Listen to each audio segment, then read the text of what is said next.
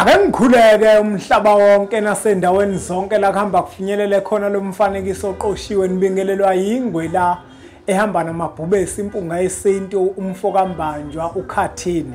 Kuhlala kuyintokozo enkulu kumina mbukelo wempunga yesintu ukuthi ngifike la kule channel ethe enkulu kangaka impunga yesintu la sifundisana khona isintu sikhumbuzisana inyathuko yesintu eyayikade ihamba okhokho bethu. Zokhumbula ukuthi ukufika kwenkolo zifike nemikhuba eminingi kanti ayikho into enenkani njengenkolo ngoba inkolo iyakwazi ukuthi iphakamise umthetho ngenkani bese uguqule kube sengathi uyisintu ngesona isintu. Mawubuka imizi eminingi ehlala kuyona yokhokho bethu nomkhulu bethu kugcinwa isintu. Inkolo ekhonzwa khona emzini yobaba bethu inkolo yesintu. Inkolo yesintu kwakukukhumbula abalele sibagcinela amacala abalele. Uma sikhuleka sasikhuleka kubona abalele ngoba sikholela ukuthi bona bakeduze nomkhulu omkhulu babe sebesinxusela. Uzokhumbula ukuthi isintu sethu into esiyiqhakambisa kakhulu inhlonipho. Asikwazi ukujomba sikhulume nomkhulu omkhulu umvelinqangi ekhona amathongo ethu asizalayo. Kodwa kufanele sicele kuwona njenganabazali bethu. Wona sicelele kumkhulu womkhulu esikholelwa ukuthi bona sebekeduze naye. Lena yokujomba ukhulume nomkhulu womkhulu asiyazi leyo. Kodwa thina sazi ukuthi mawukhuleka ubiza amathamba alele phansi kothuli lomhlaba. Ukhulume nawo uwacele, ucela abazali bakho. Yingako kukhona isisho esithi umzali wakho uNkulunkulu wakho oqala ngoba umzali wakho uzalwa uyena. Awukwazi ke wena ukujomba usukhuluma nomkhulu omkhulu. Ukhuluma nokhokho bakho, ukhulume namathamba alele phansi kothuli lomhlaba. Kube yiwona kuxhumanisayo nakuxhumanela nomkhulu omkhulu. Umkhulu omkhulu ke kunezinto eziyimvelo yomuntu ompisholo azidala ukuthi uma kukhona izinto ezithila afuna ukuzenza uyozenza ngayo leyo ndlela. Kodwa makufika izinkolo zifike nemikhuba yazo okuyindlela ezinqamlelayo. Izinkolo eziningi zino shortcut kakhulu. Zino shortcut yabona uma ungabuka iladi. Iladi angisho ukuthi alisebenzi, iladi liyasebenza nami ngiyalenza.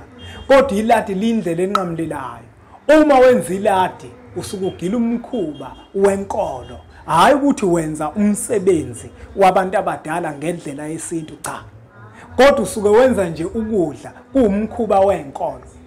Liyasiza lona liyasebenza. Kodwa mawulenzile akuphelele osuke ukwenzela okhokho bakho. Kusuke kusafanele ukuthi ukwenze ngendlela eqondile la uzothola khona intshitane usondele naye emsamo bese ubenzele bese kuyalotshwa nakwelamathongo. Manje makufika izinkolo zinezinto eziningi ezizenzisa abantu. Zize zigcine lezo zinto ezizenzisa abantu ziziguqule zifuna ukuzenza isiko noma zifuna ukuzenza umthetho kuyiwona wona ekufanele ukuthi wenziwe makuxazulula lezo nkinga ezithile kanti hayi ngoba nakunjalo. Yabona nje ngokwesintu nangokwemvelo yomuntu ompisholo kunendlela yokuthi uma ufisa ukugeza abantu abadala ubageza kanjani. Uma ufisa ukugeza abantu abadala ubageza ngaphansi kwesizathu esithile esenisibonile okanye nasibona okanye senzeka phakathi kwegceke lomuzi wakini. Enizothi maniqala nizobageza nikhuluma phezulu kwalentshitane, nikhuluma nomphefumulo wayo eniwuthumayo kwelamathongo ukuthi uhambe uyoloba ukuthi njengoba niyibulala lembuzi nigeza amathonga lekhaya ahamba enokugula okuthile ahamba enze ukuthi nokuthi nokuthi. Awukwazi ukugeza abantu abadala ungeke uzokhuluma phezulu kwentshitane. Awukwazi ukuthi ngentshitane uzothi ugeza abantu abadala kodwa bese ingahlatshwa kini nenza inhlambuluko yokuthi nikhulume phezulu kwayo. Bese kuthatha umswane wayo nenyongo yayo negazi layo bese nina nonke njenganamalungu omndeni bese niyageza nibageza phezulu kwenu ngoba vele bembethe nina. Sungakabageza abantu abadala ungazange uzukwenze lokho. Kodwa sesike sibone umuntu athi uyogeza abantu abadala esontweni. ayikho leyo nto. Awukwazi ukuthi uzothatha imbuzi uthi uyonikela wena uyogeza abantu abadala kube ukuthi mawunikelile usuqedile. Ayikho leyo nto leyo. Mina ngizonitshela ke mina ngoba ngathunywa kona ukuthi ngizonitshela iqiniso elingachemile futhi iqiniso labo, kodwa iqiniso ekuyilona elizofundisa abantu indlela eqondile ekuyiyona. Awukwazi ukuthi uzothi mawufuna ukugeza abantu abadala kini uthi uzothatha imbuzi uthi uyobanikelela. Ayikho into enjalo, kodwa kunendlela umkhulu omkhulu ayidalela umuntu ompisholo ukuthi uma egeza abantu abadala kudinga ukuthi kuhlangane umndeni uhlale phansi bese kuyakhulunywa ukuthi bagezwa ini nani, ukhuluma wonke umndeni kwenziwe inhlambuluko ukuthi nina bosibani sizonigeza ukuthi nokuthi uma sizonigeza izifo sizonigeza ukuthi nokuthi nayike imbuzi esinigeza ngayo. Awukwazi ukuthi umkhokho khona phakathi kwegceke wena uthi uzohamba uvala esontweni. Ayikho into enjalo, ayenziwa leyo nto. Umkhokha mawufuna ukuvala kufanele uvale ekhaya ngokuthi leyo mbuzi ihlatshwe ekhaya inqunywe kugezwe kuke kuhlukeke ukuthi umkhokha muphi lowo. Kuyenzeka ukuthi uthola ukuthi mhlambe lo mkhokha ovalwayo leyo mbuzi akufanele ukuthi izifele phakathi kwegceke, kodwa kufanele yonke into yenzelwe ngaphandle. Uyahluka ngokuthi yini lena enilungisayo. Awukwazi ke wena ukuthi uzovela ungene nje kwindlela enqamulelayo uthi wena uyahamba uyokwenza esontweni. Ayikho leyo nto. Esontweni makuthiwa uyonikela, ake ngenze isibonelo ngenkolo kaShembe. Makuthiwa uyonikela usukuyocela ukuthi lento uma usuyenza ikwazi ukuthi yenzeke na uShembe akwazi ukuthi abe khona. Hayi ukuthi uzothatha imbuzi yona uthi uyogeza abantu abadala uyeke kanjalo uhlale nje uthi wena sekuphelela. Ayikho leyo nto. Ayikho leyo nto. Into enjalo ayikho. Uma kuukuthi wena uthi khona into enjalo isazokushaya leyo nkinga leyo. Awukwazi ukuthi uzohamba unikela uthi ugeza abantu abadala nje bese uyeke kanjalo nje kini ungasakwenzi. Ayikho into enjalo bafuthi, asingakhohlisani. Asingoni futhi nenyathuko okhokho bethu abakade behamba kuyona ngoba into enjalo bona bayazi. Kodwa okwenzayo ukucela kuShembe umnxuse ukuthi mhla usukwenza lokho naye akwazi ukuthi akugezele bona. Ukubageza kwakhe ngokomoya kusho ukuthi kuphelele nengakabageza ekhaya. Ayikho into yenze esontweni iphelele ethinta umsamo. Ayikho. Lento ibheka ngokuthi ungashada esontweni kodwa mawungayanga ekhaya awuphelele ngoba ukucaca kowesifazane kuyinto vele ethinta umsamo wabo kandoda. Uma kuukuthi abacacanga egcekeni lomuzi wakini wambika lo mfazi emsamo wakini wathelwa ngenyonga kini kwakhona imbuzi efayo yokumngenisa nenkomo ebulawayo yokumxolisa lo mfazi akekho noma ngenziwe esontweni noma ungakwenza konke esontweni, kodwa uma kungawubandakanyanga umsamo nesekelo leyo nto ayikho. Nayo ke lento yokugeza abantu abadala asingahambi bafowethu ngendlela ezinqamulelayo sigijimise ukuthi sobageza. Hayi, into enjalo ayenzi into enjalo. Ungahamba ukuthi uyobacelela ukuthi labe khona umkhulu omkhulu abakhumbule akwazi ukubahlanganisa, akwazi ukuthi baxolelane labe khona babuyisane. Abebekade bebambelena amagqubu akwazi ukuthi abenze babuyisana benze baxolelane. Bese wena uyacela futhi ukuthi nangosuku lokubageza siyacela ukuthi ube khona ngokomoya ukuze sithi mase sesibageza bakwazi ukuthi bagezeke, bakwazi ukuthi bavume. Ngoba umuntu uzobageza esontweni ayikho into enjalo. Ayikho into enjalo. Kunesiko lesintu elimile lokugeza abantu abadala. Uma uShembe naye efika kafikelanga ukuthi uzoqeda amasiko esintu aqondile nahlambulukile nahlanzekile nekuyiwona ekufanele ukuthi vele izinto mazenziwa zenziwe ngayo. Akazange afikele lokho ukuthi uShembe sesizobanikelela sithi siyabageza singasabagezi ngendlela ekuyiyona. Hayi, asingayenzike leyo nto bafowethu. Uma kuukuthi kini kufanele kube ukuthi kugezwe abantu abadala, nidinga imbuzi enizobageza ngayo kini, hayi esontweni. Esontweni ungakunikela lokho ucele ukuthi mhla ukwenza ekhaya kukwazi ukuthi kwenzeke ngendlela eqondile.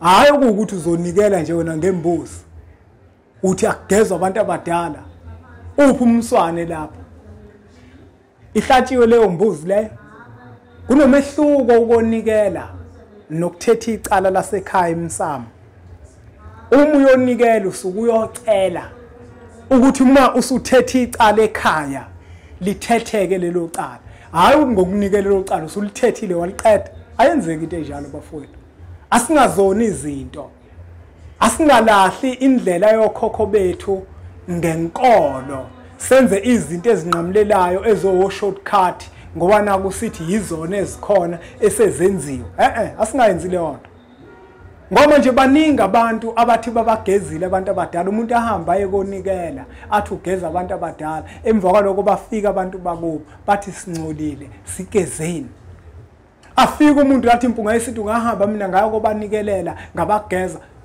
wezwa ngobani ukuthi bayageza ngokunikela yahlatshwa imbuzi ngoba yonke into ethinta ukugeza abantu abadala into eyenziwa kini leyo leqiniso ke angikhathali nokuthi mhlawumbe abantu balilalela kanjani isiminya mina lese ngisikhulumayo asingaphambanisike bafowethu izinto asikwehlukanise ukubanikelela abantu abadala ngenhloso yokuthi abasemoyeni uma sesikwenza lokhu kungasehlule uma sonikela suke sonxusa ushembo ukuthi akwazi ukuthi asixegisele nalabo abanenkani abangafuni ukugezwa kodwa benze bakwazi ukuthi bavume ukugezwa nalabo ababenenhliziyo ezilikhuni akwazi ukubathobisa ukuze uma sesibageza egcikeni lomuzi wakithi bakwazi ukuthi bavume ukugezeka hayi ukuthi sobele sambe simbuzi nje sithi sobageza hayi ngeke siyaphambanisa masenza njalo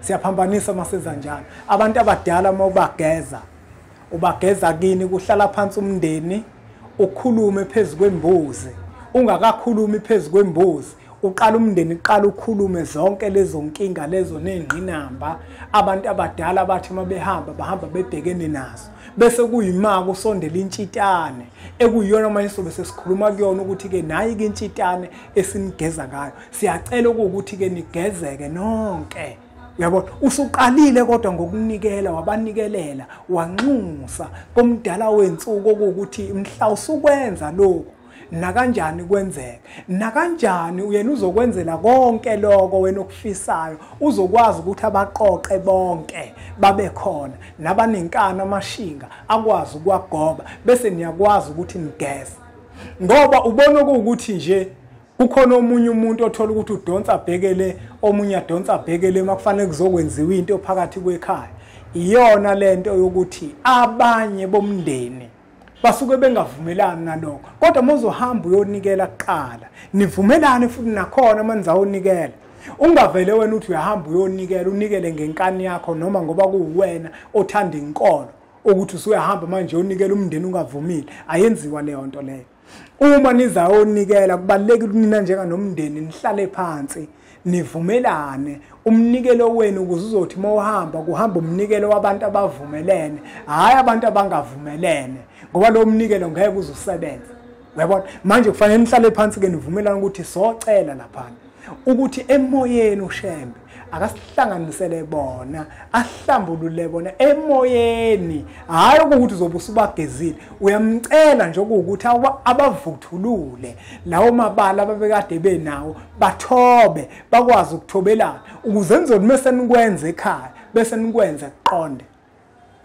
hayi ukuthi uzothatha imbuzi nje wena uthi usuqedile hayi thina ekhaya sabageza abantu abadala nabageza kanjani ayinjani imbuzi enibageza ngayo umswane nawo khipha kuphi hayi asangisize sihlabe sahamba sawonikela manje senibagezile ngalokho hayi ngakabagezi uma kuukuthi wahamba nje wayonikela kuphela kade kukhaleleka ukuthi kini kufanele nigeza abantu abadala wathatha imbuzi wena wahamba wayonikela kufanele wazi ukuthi abantu abadala ngakabagezi kusafanele ukuthi nibageze ekhaya kini egcekeni lomuzi wakini nenza inhlambuluko bese niyageza nonke hayi angawageqa amagula ngoba ngemuke la sikhona bafowethu sike Mphelandaba kwaZulu Natal impunga yesintu le ingwe ehamba namabhubesi Kubona bonke bafowethu ababhejayo angiphinde ngibacele futhi impunga yesintu noEasyBet basebenzisana bafowethu nayi link la ku description uyakwazi ukuthi uklikhe yona